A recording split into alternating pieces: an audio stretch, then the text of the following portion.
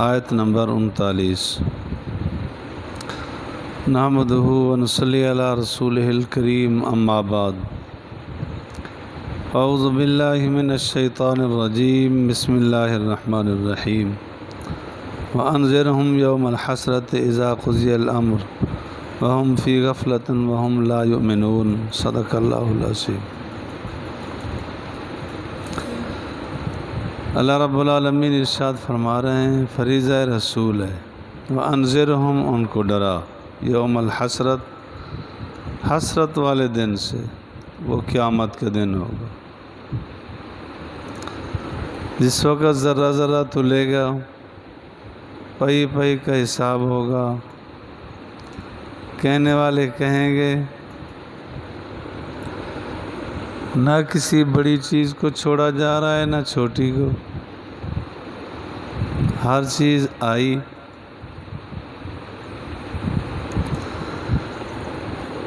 اور نامہ اعمال ہر ایک کے ہاتھ میں دے دیا جائے گا، لیکن اتنا تمیز ہوگی، جو نیک ہوں گے ان کے دائیں ہاتھ میں نامہ اعمال دیا جائے گا، جو بد ہوں گے، کافر ہوں گے، ان کے بائیں ہاتھ میں نامہ اعمال دیا جائے گا۔ ایک روایت میں آتا ہے مزید ذلت یہ ہوگی کہ یہاں سے پیٹ کو چیر کر ہاتھ پیچھے کیا جائے گا، اس میں دیا جائے گا،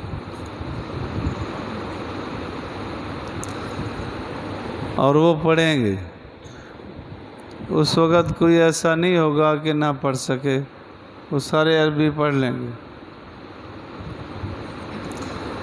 اور انہیں کہا جائے گا کہ فرشتوں نے کوئی ظلم زیادتی تو نہیں کی؟ وہ کہیں گے نہیں، جو کچھ ہوگا حق ہوگا۔ تو وہ دن حسرت اور افسوس کا دن ہوگا۔ افسوس تو کریں گے سارے ہی، جو بد ہوں گے وہ تو افسوس یہ کریں گے کہ کاش ہم کچھ کر لیتے، کاش ہم غلط دوست نہ بناتے۔ جو نیک ہوں گے وہ افسوس یہ کریں گے کہ کتنا انعام مل رہا ہے، کچھ اور کر لیتے تو اور مل جاتا۔ وہ بھی افسوس کریں گے، لیکن کچھ زیادہ کر چکے ہوتے تو اور انعام مل جاتا۔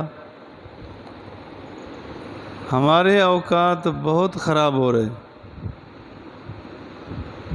خصوصاً لا حاصل گفتگو میں جب بیٹھ جاتے ہیں، اس کے نتائج کچھ نہیں نکلتے۔ ہمارے اس دور میں سیاسی گفتگو جب چھڑ گئی، کئی گھنٹوں بعد نتیجہ وہی کا وہی ہوتا ہے، کچھ نہیں ہوتا۔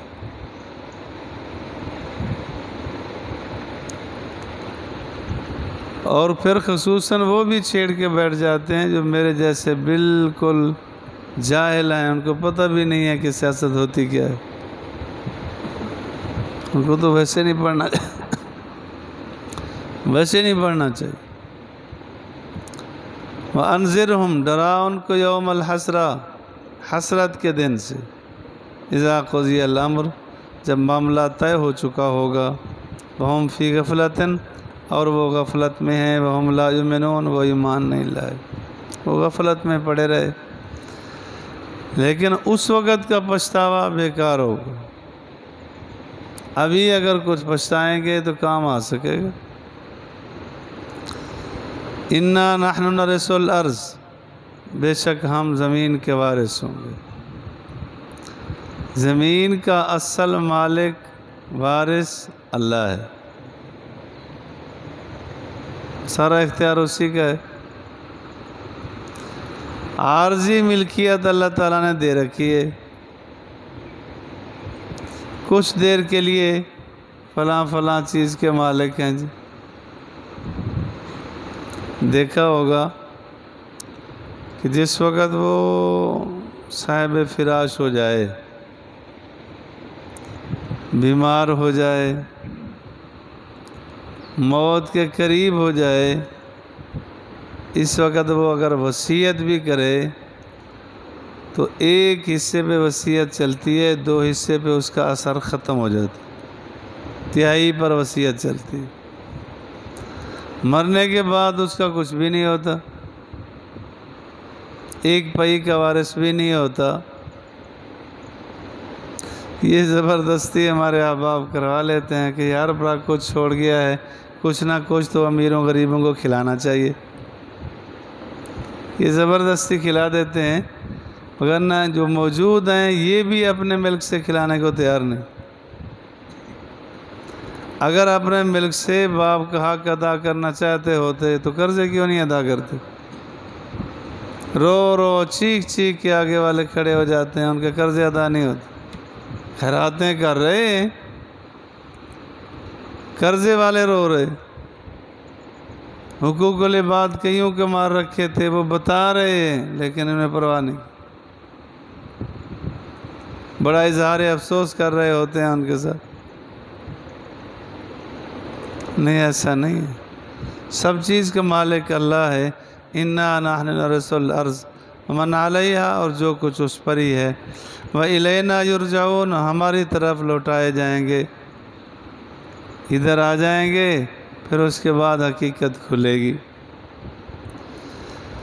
وَاذْكُرْ فِي الْكِتَابِ ابراہیم، اور انبیاء کے تذکرے کے بعد ابراہیم علیہ السلام کا واقعہ۔ عراق میں رہتے تھے، کوسا نامی ایک شہر تھا، اسی میں تھے۔ اس وقت اس کا نام اور کے نام سے یاد کیا جاتا ہے۔ نوح علیہ السلام سے 1709 سال بعد تشریف لائے،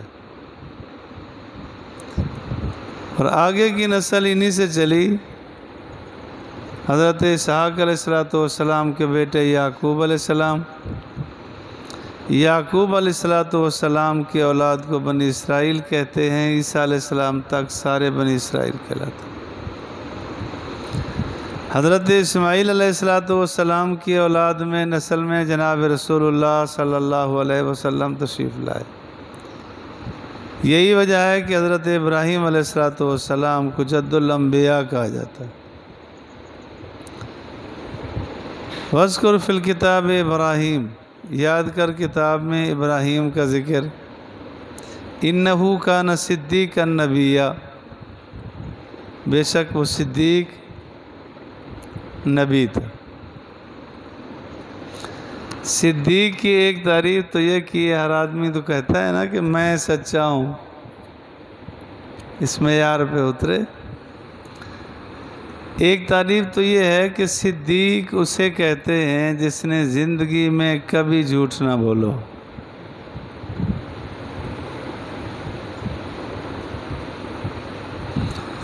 دوسری تعریف یہ کی گئی ہے کہ صدیق اسے کہتے ہیں جس کے عقائد ٹھیک ہوں، اقوال ٹھیک ہوں، افعال ٹھیک ہوں، اعمال ٹھیک، عقیدہ بھی سچا ہو، زبان کا بھی سچا ہو، قول فعل کا سچا ہو، عمل کے اعتبار سے بالکل سچا ہو، کبھی بدعت نہ کرے، اس کو کہتے ہیں صدیق۔ تو جتنا نبی آئے، سب سے پہلا نبی حضرت آدم علیہ السلام، اور سب سے آخری نبی جناب محمد رسول اللہ صلی اللہ علیہ وسلم۔ ہر نبی صدیق ہوتا ہے، ہر نبی صدیق ہوتا ہے۔ ہر صدیق تو نبی نہیں ہوتا، غیر نبی بھی صدیق ہو سکتا ہے لیکن نبی نہیں ہوتا، لیکن ہر نبی سچا اور صدیق ہوا کرتا ہے۔ اور آخری نبی جناب محمد رسول اللہ صلی اللہ علیہ وسلم ہیں۔ اس کے بعد کسی نئے نبی کا تصور بھی حرام ہے، ماننا تو اور بات ہے، صرف تصور کرنا بھی حرام ہے۔ تو حضرت ابراہیم علیہ السلام کی صفت بتائی صدیق. جناب ابو بکر صدیق رضی اللہ تعالیٰ عنہ کو بھی حضور علیہ السلام نے لقب دیا صدیق. ایک لقب دیا صدیق، ایک لقب دیا عتیق. حضور علیہ السلام نے فرمایا کہ سچا ہے، اور ہر موقع پر صداقت کو بچایا بھی. پڑھا ہے حضور علیہ السلام کو لے کے جا رہے تھے نا ہجرت کے موقع پر، تو ایک آدمی مل گیا. کہنے لگا یہ آدمی کون ہے، یہ مرد کون ہے تمہارے ساتھ؟ اب اگر بتاتے کہ حضور ہیں تو خطرہ تھا، کسی اور کا بتاتے تو صداقت جاتی تھی. تو فرمایا حاضر الرجل یہدین السبیل، یہ آدمی ہے مجھے راہ بتا رہا ہے. سچ بات بتائی کہ آخرت کی راہ تو بتاتے تھے، صداقت کو بچایا. حضرت عیسیٰ علیہ السلام کی والدہ کو صدیقہ بتایا گیا، وَأُمُّهُ صدیقہ. سید عائشہ رضی اللہ تعالیٰ عنہ کو صدیقہ کہا گیا. تو ہمیں بھی یہ صفت اپنانی چاہیے. ہر وقت آدمی سچ بولے. صداقت میں خیر ہوتی ہے. الصدق ینجی والکذب یہلک. یہ سچ نجات دلاتا ہے اور جھوٹ ہلاک کر دیتا ہے. الصدق امانۃ والکذب اہانۃ. صدیق اکبر فرماتے ہیں کہ صدق امانت ہے، خیانت نہیں کرنی چاہیے. والکذب اہانۃ، اور جھوٹ ذلت اور رسوائی ہوا کرتا ہے.